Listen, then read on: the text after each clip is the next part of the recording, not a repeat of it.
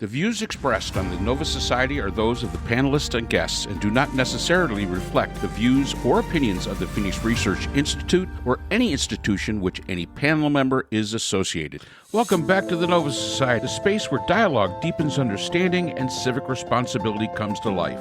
I'm Dr. Mark Bound, joined by our regular panel, Dr. Scott Gershwer and Dr. Brooklyn Ann Weldon. Together, we'll unpack the stories that matter most, exploring the headlines, the history, and the big ideas shaping today's conversations.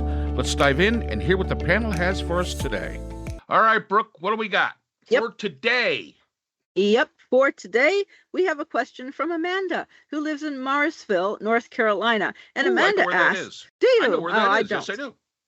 Nope, I'm sorry, I do not, Amanda. If I'm correct, that is the headquarters of Lowe's Corporation. Oh, nope, I'm sorry. Okay. I know people who live in North Carolina, but I don't know anything about North Carolina. I've been there only the one time to visit a friend. So Amanda asks, I've been getting a lot of unsolicited emails from something called the Forward Party. Do you know anything about them? They present as a bipartisan coalition of former Democrats and Republicans. I recognize some big names they claim to have as members. With all that is going on, and I know some on the panel think it's time for a third party to emerge, are these guys a possible answer to that? With all the division, is a third party even viable? Or is this just junk mail to be ignored? Amanda, that is an excellent question, and actually I had never heard of them before your question. So it's Andrew Yang's party. It's Andrew Yang's party, which I didn't know until I read your email, Amanda, and looked it up. And I said, oh, I'd never heard of them before. I found an article in Politico magazine, which anybody can look up for free. And the title is, I Saw the Hollowness Inside Andrew Yang's New Third Party.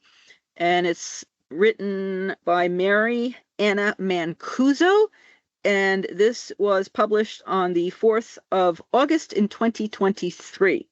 Mary Anna Mancuso is a political strategist based in South Florida, and she was apparently a Republican who left the Republican Party. And Christine Todd Whitman, who is former governor of New Jersey, she is current Forward Party co-chair. At the time, at least in 2022. And today, Lindsey Williams Drath, who is an attorney, is the CEO of the party.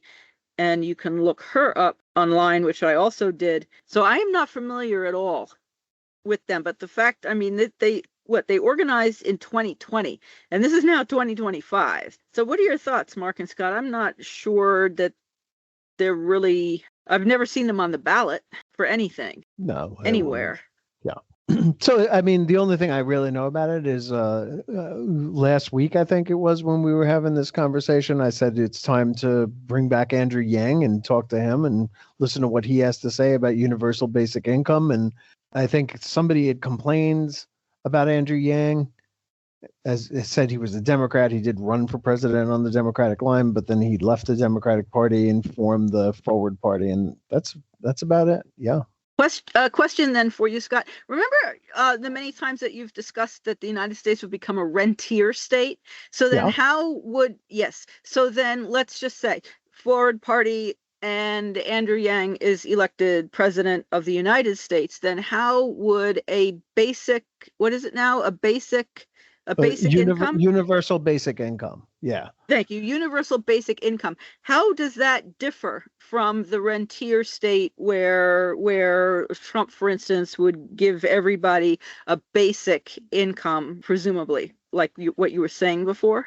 Yeah. So my theory here is that in a rentier state, you exploit usually a natural resource. And so the petrostates tend to be rentier states, right? So they have oil, they have extractive industries, they are capable of generating wealth for the state. The state owns those assets. We don't do that here. We have private companies, publicly traded oil companies, or in some cases, as in the Koch brothers, not publicly traded companies. And so the difference there is that I believe Andrew Yang's theory is that we need to tax the very largest companies at a much higher rate, because the income for, let's say, AI is going to a very, very few number of people, and that they are becoming incredibly wealthy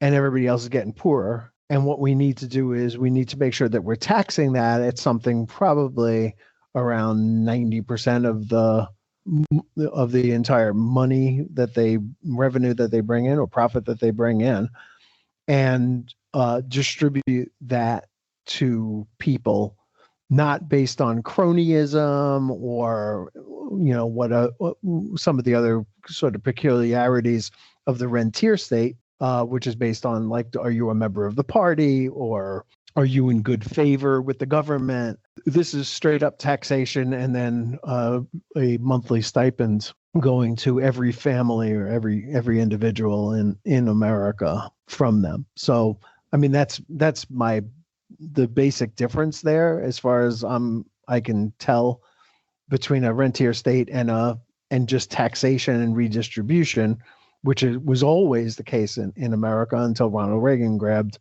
power and reduced the top tax rate from 90% to 21, I think it was, or something like that.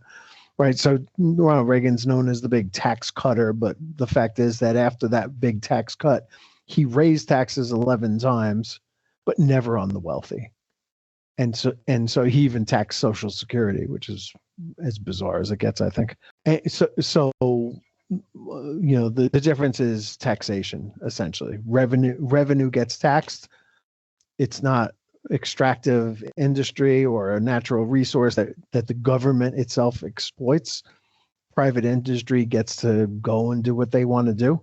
We reward entrepreneurs, but we also tax them. Yep. And no, I don't think the Forward Party has a bright future. So I think you're getting these emails, and I can understand, Amanda, because the Forward Party is making a huge push here in South Carolina, which generally means they're also making a push in North Carolina.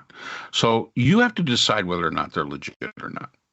That has to be decided. Here's one of the things that always interests me. First of all, it's Andrew Yang, entrepreneur, former presidential candidate. Yeah, basically didn't make it out of the primaries, and then this is what he created to stay relevant. I don't know. Supposedly, their political position is they are centrists, but they're also reformists, which is a little bit more of a kind of a liberal kind of thing. But they sound, when in all the things, and I get the same things that you're getting. They're very populist, so that's a little bit more right-leaning than being actually a centrist. So they're not, again, I would say that compared to MAGA or compared to the far left, oh, absolutely. In comparison, they're centrist. There's no doubt about it. They're big for election reform. They want to reform elections. They want ranked choice voting. I don't know. Maybe that is a good idea. But they've got to make the argument. They want, everything that I get from them says, well, hey, we want ranked choice voting. As a matter of fact, I'm actually looking at an email right now that I got from them, so I can actually, what I'm seeing probably is the same email you're seeing. And they want open primaries across the board, open primaries. That would mean that Scott would not have to register to be a Democrat someplace. So I think Scott would like that. I mean, I think he'd think that was great. They want to reduce hyperpartisanship. Again, that's a no-brainer. That's kind of like I don't know. That doesn't tell me a lot of anything other than we want to make people stop acting crazy, which should be on the mind of pretty much everybody. I don't know. Again, collaboration across the ideological lines and expanding voter choice and trust in democracy. These are very general. There is not really, I've never seen, and I've got like 3 emails right here up right now from them. None of them puts a plan out. This is what we're going to do to accomplish these things. This is what they're, you don't see that in these emails. That are one of the things that concerns me. Their total membership is 5,200 people as of 2025. And most of them are in Utah, California, Florida, and Colorado. They have one state elected official, which is in Utah, and they have several municipal officials, which probably ran as independents.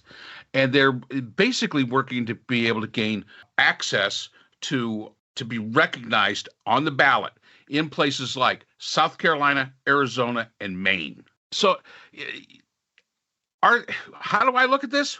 Junk mail.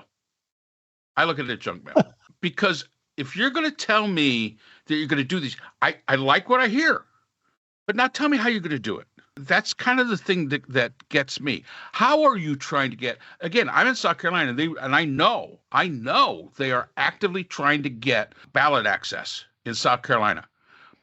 I couldn't tell you a single person that could explain to you how they are doing that. They say they're doing it, but if you ask the head of the Republican Party, the head of the Democratic Party, or the head of the Election Commission here in South Carolina, and I know the head of the Election Commission, I'm going to tell you right now, they don't know. How is the forward party trying to get access? They don't know. So if they're doing it, they're not doing it with the people that you would need to do it with, obviously. So I look at them as basically junk mail, because you're telling me everything that I already know. You're telling me that you want to deal with this stuff, but at no point in time do you tell me how you're going to do it, or other than joining your ranks and sending you $25 to support your cause, there's nothing there whatsoever. So that's why I look at this as being more of a junk mail kind of thing. Maybe they should hire you and Scott, and you can tell them how to do it. And, you know what? I'll tell you something, Brooke. That's an amazing thing. It really is an amazing thing, and it shows how much good old boy networks all of these things are. And it's very, very true. I'm of course a member of the Rotary, and down here in South Carolina, in our area, and in fact all throughout the United States, they hold a forum on conflict analysis and resolution. Never been invited once. Never once. Now, I look at the ones here in South Carolina. I'm going to tell you exactly who they're going to be. Preachers, a politician or two. That's it. No formal training in it. No formal knowledge in it whatsoever. But that's who they want. And it's perfectly fine by me, because they couldn't probably pay me enough to go do it. But the fact is that they don't even reach out. And, you look at some of this and you say, okay, how serious are they about what they're trying to promote here? And it's the same way I look at the forward party here. How serious are you really being about doing the things you want to do? And yes, you've got resources there. Absolute resources. I don't know anything about I know Andrew Yang's still involved. I know who the CEO is, things like that. But as far as who are the working stiffs that are trying to make all this stuff work? No idea. What programs could I get involved in to help make this thing work? Don't tell you. Just send that $25 or $100, even better, works. Or if you want, be a really supporting donor. Send us $1,000, and I'll give mine to the Boy Scouts or the animal shelter or public broadcasting, because at least I know what they're about. I hear what you're about. I don't see a plan. So yeah, you're probably going to get a lot more of this stuff, Amanda, because they are going to be moving toward North Carolina once they're done here in South Carolina. But you're probably going to see the same thing. So yeah, it definitely has something to do with Duke University, because it does. Yeah. So I think that's why North Carolina is probably a target as well. Yep. I don't know. I guess there could always be a hope that they have some interesting ideas, and those ideas get adopted by one of the two existing political parties that are going to determine who the next president and members of Congress and all that are. Right. And I know that Elon Musk is also talking about creating another party. So there'll be, if he does that, and he certainly has the resources to do it, there would be 4 parties. Elon put out an amazing message last night about birth rate and protecting blood and soil of Native Americans. And, it was like real out of Nazi stuff. It was a little frightening to see that the richest man on the planet is so taken with these crazy ideas. But there you have it. I think he wants to impregnate as many women as he possibly can with the money that he has, and create, a master race of little Musks out there. or something along those lines. So Like if that the boys hasn't from made Brazil? you vomit, yeah. Well, I think he actually was have sex. I don't think he's cloning. Okay. Oh, okay. All right. Okay, got it. He just Because every wants to. time I think of that, I think of Boys of Brazil. It's like, oh yeah, okay, we Yeah. got that one. And that's all the time we have for today's episode. The Nova Society is a production of Nova Society Media, a division of the Phoenix Research Institute. We want to thank our production partners, Buzzsprout, who hosts the Nova Society, Audacity, our editing team, Apple Podcasts, the largest source of podcast and music online, Spotify, the most popular platform for the Nova Society, and iHeartRadio, your destination for all things music and podcasting. The Nova Society is available on all of these and other quality platforms listed in our description. And most importantly, we want to thank you, our listeners. Without your support, the Nova Society could not be possible. If you haven't already, please consider subscribing on the platform of your choice. It's easy, it's free, and helps our channel grow. For questions or comments, you can reach us at nova.society.podcast@gmail.com. So on behalf of Dr. Brooklyn Ann Weldon, Dr. Scott Gershworth, and all of our production partners here at the Nova Society, I'm Dr. Mark Bound. Remember, the true power of society is knowledge. Thank you for listening, and we hope to see you again next time. Hi, everyone. This is JJ, the co-founder of Good Pods. If you haven't heard of it yet, Good Pods is like Goodreads or Instagram, but for podcasts. It's new, it's social, it's different, and it's growing really fast.